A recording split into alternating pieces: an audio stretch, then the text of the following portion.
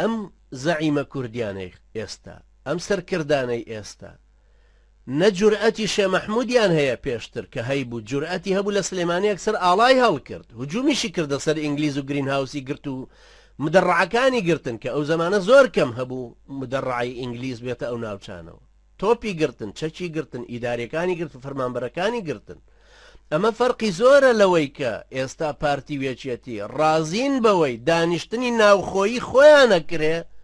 بەڵام یەکێکی ئەمریکایی بێباوک کە کارتی سەوزی هەبوو کاتی خۆی خواخوای بۆ یەکێک یارمەتی دەریبێ لە ئەمریکا دێ لە نێوانی ئەوانە بە متەرجمێکی کورد ئینگلیزیەوە دائەنیشێ و قسەکانی ئەوانیشی بۆ تەرجمەکرێت ئەمە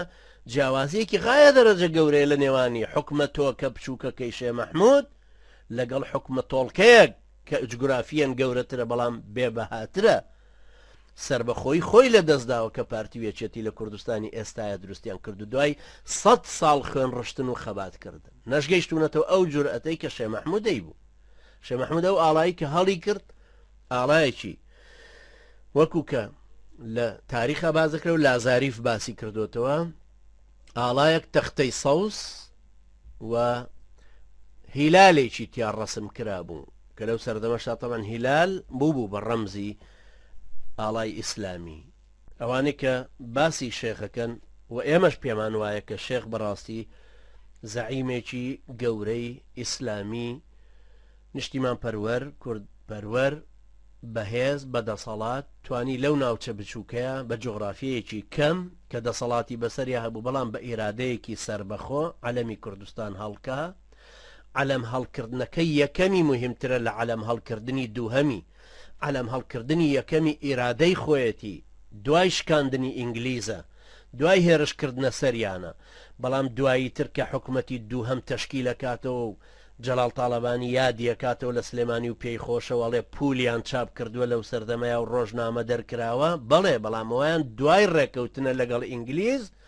دوای نەفیکردنەکەی و حکمدان و دوای شەڕی دەربەندی بازیانە شێخ جەریئتر بوو ئازاتر بوو پیاوانەتر توانی ئاڵایەکی سەر بەخۆی خۆی هەڵکا هی کوردستانی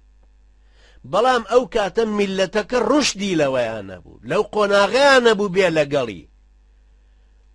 ئەنجا سەیری ئەم جیاوازیە گەورەیەکەنەوە لەگەڵ قسەی جەلال تاڵەبانی کە ئەڵێ دەوڵەتی کوردی خەیاڵی شاعیرەکان و خەونی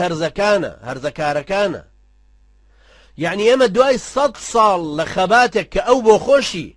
بۆ فێڵکردن بۆ چەواشەکردن بۆ ئاوەژووکردنەوەی مێژوەکان تاریخەکان بۆ فریودانی نەوەی نوێی ئێستامان بۆ پیرۆزکردنی عەمالەتەکەی خۆی دێتەوە لە سلەیمانی یادی شێخەکاتەوە زۆر بە گەورە باسیەکە کە شێخ جورئەتی هەبوو ئاڵا هەڵکا و حکومەت هەڵکا حکومەت تەشکیلکە کەچی ئەم ئامادە نییە نە حکومەت تەشکیلکە نە دەوڵەتی ئیعلانکە لە کاتێکە دەوڵەت دروستکردنی کوردی ئێستا بەبێ منافس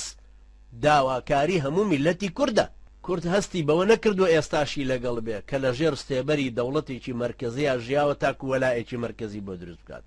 بەڵام زۆر بەداخەوە ئێستا گەلی کورد خۆی داوای دەوڵەتێکەکە سیاسەتمەدارێکی فاشل و خۆفرۆشی وەکو جەلال تاڵەبانی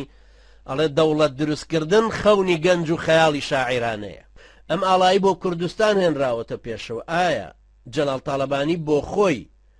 کە پێی ئەڵێ پەڕۆیەک لەسەر مێزێک بێ یان نە ئایا بۆ خۆی بۆچی ئاڵاکەی شێخی نەهێنایەوە پێشەوە